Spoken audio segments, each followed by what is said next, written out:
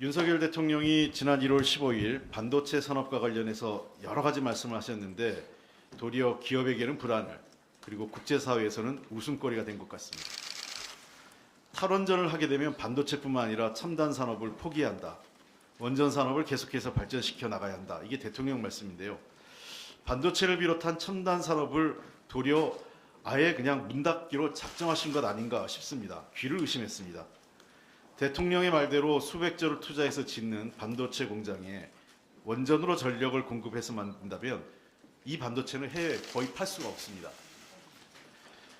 아리백에 따라서 제품 생산에 들어가는 전력이 재생에너지로 만들어져야 아주 주요한 바이어들이죠. 애플, 구글, BMW 등 주요 수요자에게 반도체를 팔 수 있습니다. 여기에 원전으로 공장을 돌리는 것은 포함되지 않습니다. 결국 우리나라 반도체 많은 돈 들여서 생산해 놓고 큰 대기업들이나 주요 글로벌 기업들에게는 팔 수 없게 만들겠다는 게 대통령의 생각이십니까? 대통령의 말과는 반대로 원전 의존도를 줄이지 못하면 첨단 산업을 포기하는 것입니다. 정부도 이 사실을 잘 알고 있습니다.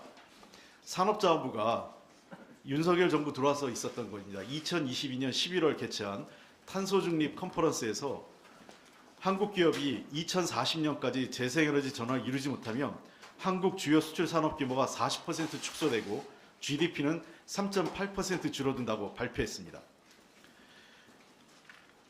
그날 참석했던 외국의 매들린 픽업 더 클라이밋 그룹 매니저는 이런 말까지 했습니다.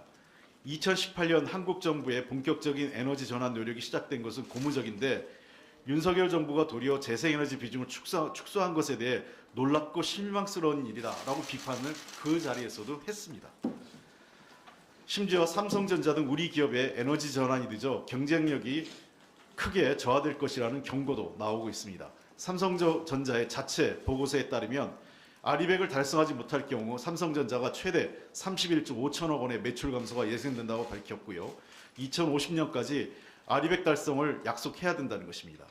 이마저도 대만의 TSMC보다 10년 늦은 겁니다. 결국은 아리백은 선택이 아닌 생존의 문제인데 원전으로 반도체를 만들겠다는 주장은 반도체 산업은 안중에도 없고 원자력 산업만 발전시키겠다는 생각인 것 같습니다. 이거 정말 앞뒤가 안 맞는 얘기입니다. 차라리 이 자리가 반도체 산업 전략 자리가 아니라 원전 산업 전략이었으면 또 모르겠지만 반도체 산업 전략 자리에서 반도체 산업은 죽이고 원전만 발전시키겠다는 얘기를 한 게 정말 이상합니다. 두 번째 문제점은 반도체 클러스터 조성에 1차적으로 622조 원 규모를 투자를 하겠다. 향후 5년 동안에만 158조 투자하겠다 했는데 이것도 이미 해당 기업의 투자 계획을 발표한 것을 그냥 정부가 자기 것이냐 발표하는 겁니다.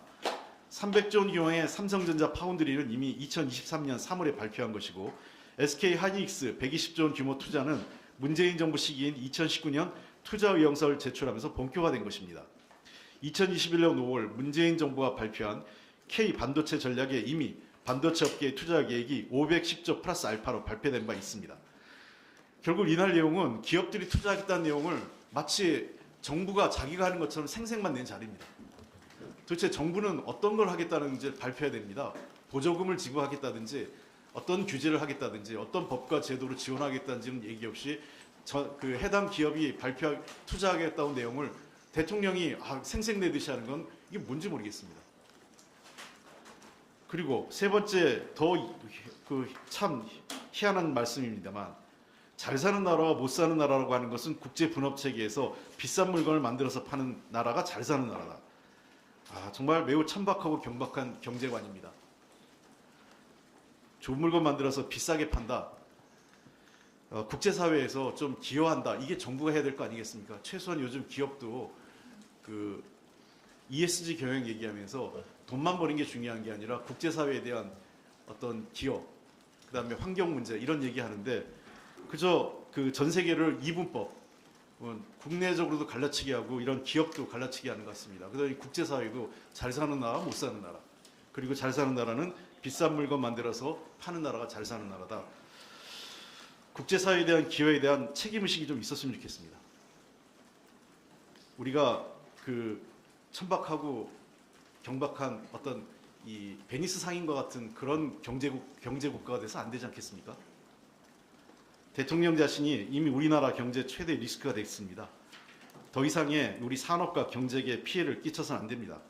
대통령은 이전 정부와 반대로 하는 것을 자랑스럽게 생각할지 몰라도 지금 상황은 이전 정부를 넘어 세계 흐름과 반대로 가고 있습니다. 우리 경제와 미래를 벼랑으로 몰아가는 것입니다.